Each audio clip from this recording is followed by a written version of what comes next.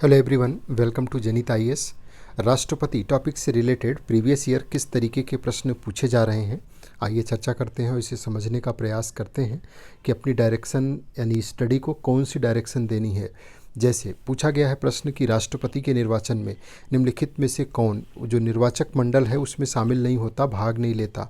लोकसभा के elected member शामिल होते हैं, राज्यसभा के इलेक्टेड मेंबर ये भी शामिल होते हैं, राज्य विधानसभाओं के इलेक्टेड मेंबर ये भी उसमें हिस्सा लेते हैं, और राज्य विधान परिषद के निर्वाचित सदस्य, विधान परिषद के इलेक्टेड जो मेंबर्स हैं वो उसमें शामिल नहीं होते। आपका आंसर क्या होगा? डी। राष्ट्रपति के निर्वाचन में केवल संसद के और विधानसभाओं के इलेक्टेड मेंबर ही शामिल होते हैं।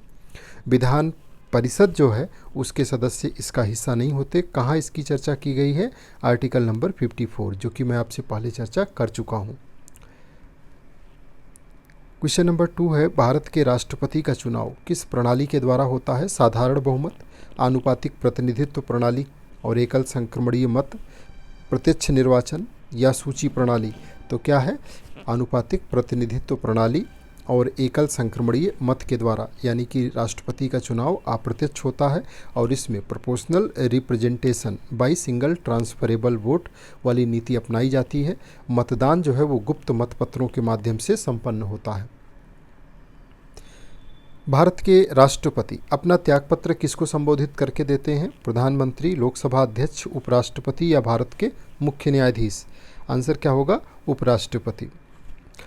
आर्टिकल 56 के अनुसार राष्ट्रपति अपना त्यागपत्र देंगे वो किसको? उपराष्ट्रपति को। उपराष्ट्रपति उसके बाद आवश्यक संवैधानिक जो भी प्रक्रिया है वो पूरी करते हैं।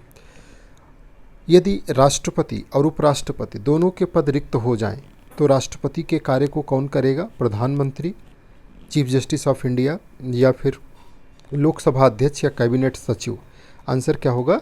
भारत के मुख्य न्यायाधीश। अगर ऐसी कोई स्थिति आ जाए कि राष्ट्रपति और उपराष्ट्रपति दोनों का पद रिक्त हो जाए, कार्यवाहक राष्ट्रपति मुख्य न्यायाधीश बनेंगे। अगर ये भी ना हो तो फिर सुप्रीम कोर्ट का जो वरिष्ठतम न्यायाधीश होगा वो इस कार्य का संपादन करेगा। भारत के राष्ट्रपति को पद की शपथ कौन दिलाता है? प्रधानमंत्री, भारत के मुख्य न्यायाधीश, उपराष्ट्रपति, लोकसभा अध्यक्ष? आंसर है चीफ जस्टिस ऑफ इंडिया। त्यागपत्र उपराष्ट्रपति को देगा, शपथ चीफ जस्टिस ऑफ इंडिया के द्वारा दिलाई जाती है।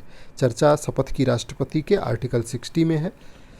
मुख्य न्यायाधीश के द्वारा शपथ दिलाई जाती है। अगर वो ना हो तो सर्वोच्च न्यायालय के वरिष्ठतम न्यायाधीश के द्वारा ये व्यवस्था उपलब्ध कराई जाती है।